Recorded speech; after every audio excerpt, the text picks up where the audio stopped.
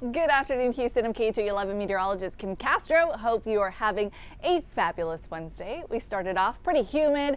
Now the sun is in full force. We're heating up pretty fast, and I wanted to give you the big outlook. You're gonna see this pattern continue, at least through the middle of the month. Through August 16th, I'm tracking above normal temperatures, and you're going to have to get real specific if you want to escape the heat, because this trend, it pretty much encompasses all of the continental U.S. with the exception of a sliver of Montana, maybe a little portion of Idaho, but that is it. Everywhere else, we are going to see temperatures that are a few degrees above what's average for the area. So for us, average for this time of year should be 96 degrees. Today, all the way through Friday, we're going to be climbing up. So we're actually going to get closer to the triple-digit marker. Remember, we've only had 2 triple-digit days so far this summer season. So all things considered, it's actually been fairly mild, especially when you think about all the other summers that we've had. We typically have lots of triple-digit days, so 2 isn't bad at all. Average for this weekend, both days will top off at 96 degrees. And you know what else that you'll see throughout the next few days? Ample humidity, and with that comes a rain chance in the afternoon.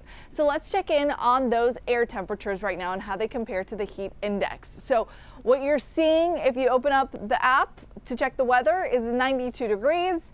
The KHU app also gives you access to radar. So that's when you can peek in there and check what the driving conditions are going to be like. It's always a good idea to anticipate what you're going to be driving into. 92 though feels like 99 with all that humidity out there, and it already feels like the triple digits if you're in Sugar Land. 91, you can tack on about 11 degrees to the heat index value there. Radar right now shows there's some action, but it's just mostly along the coastline for now. This is the sea breeze in action pushing inland. So showers for the most part are confined to Matagorda and Brazoria. You'll notice some of them working their way into Colorado County as well. Wharton, El Campo seeing some shower activity. Eventually this will start to get closer towards the city center, and it'll start sliding up the coastline a little bit too to incorporate Galveston as well. But right now Galveston actually looks beautiful. There are a couple of fair weather clouds out there, nice bright blue sky, and it is a lot hotter than it was yesterday. In fact, already 7 degrees hotter. So today is noticeably more toasty. 88 degrees for the island with the dew point at 76 and continuing to climb makes it feel like we are very close to the triple digits. The breeze out of the southeast, it's a humid one at 9 miles an hour. So when is that sea breeze going to start to impact you? It was pretty abrupt yesterday, right? We had a nice sunny day, and then all of a sudden, boom, a heavy downpour. Now those are going to be happening again for today. The nature of them is heavy because these are tropical raindrops, so they're really big. But they don't last a long time, so about an hour. So as soon as the showers hit, give it about an hour, and then you should be much better throughout the remainder of the day. So timing this out for you, think 4 or 5 o'clock in the afternoon. That's when the shower activity starts to push into Harris County. So here's a snapshot. The models are pinpointing some heavy downpours in the loop and the Beltway. So from the Heights to Hunters Creek, curving through towards Hobby Airport. Now it is going to be important to monitor whether these are just showers or whether these turn into thunderstorms for the lightning component of that all. We'll be monitoring both airports to see if there are any flight delays, but again, if there are any, they should be pretty quick because this isn't a storm system that's coming in with a front or anything like that. It's just sea breeze fueled thunder showers. The main area on top of us is high pressure, so that does limit the amount of storm potential that we do see, confined to just a couple of hours. So you'll notice on future track radar, that's a snapshot at 6:30, still a couple of lingering isolated clusters of storms, but for the most part starting to fizzle out. In the evening, things should be a lot more quiet. And once again, we do it again for the next day. Notice the only severe threat for some clusters of strong storms is well off to our north, and it's actually a pretty small threat. It's just a 1 on the 1 to 5 scale. So if you had any business trips planned to South Dakota today, maybe a family visiting Nebraska, Iowa, Kansas, Missouri, those are kind of the areas that should see a little bit more stormy weather. If you're headed to the northeast, Boston 75, that's beautiful. In fact, they have a really nice forecast today all the way through the weekend. New York 81 right now. With partly sunny skies. Stormy weather for Florida, so you'll notice for the panhandle here, let me take you back there. I jumped through that a little too quickly. So I'll show you from the panhandle of Florida all the way down to the peninsula. There is a chance for a couple of healthier downpours. 94 for the high temperature in Tampa, 86 for Miami. New Orleans makes it up to 92, so that's steamy. We have a couple coastal showers here in H-Town, but inland Texas, all across the Lone Star State, it's really all about the heat. Midland gets up to 101, Amarillo a toasty 102. That's the actual air temperature. Notice as we go closer to the Great Lakes, Chicago 90, Green Bay 86. So everybody's pretty warm. A cooler spot, perhaps the far, far northwestern coast of California or into Oregon, because look at Vegas, 110 today, 117 for Phoenix. San Francisco mild, 83.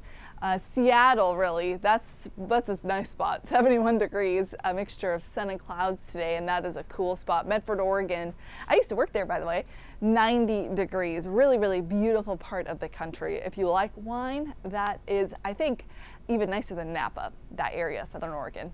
Rain potential for us, 30% for today, 20 to 30 over the next 5 days. So we're pretty much consistent with that. That's a good thing because at least you know what to expect. You should dress in light, loose fitted clothing because it's going to be hot, but then you should also pack an umbrella, especially if you have anything penciled in during the 4 to 7 o'clock time frame in case you have to step out of the car and you get caught in those downpours.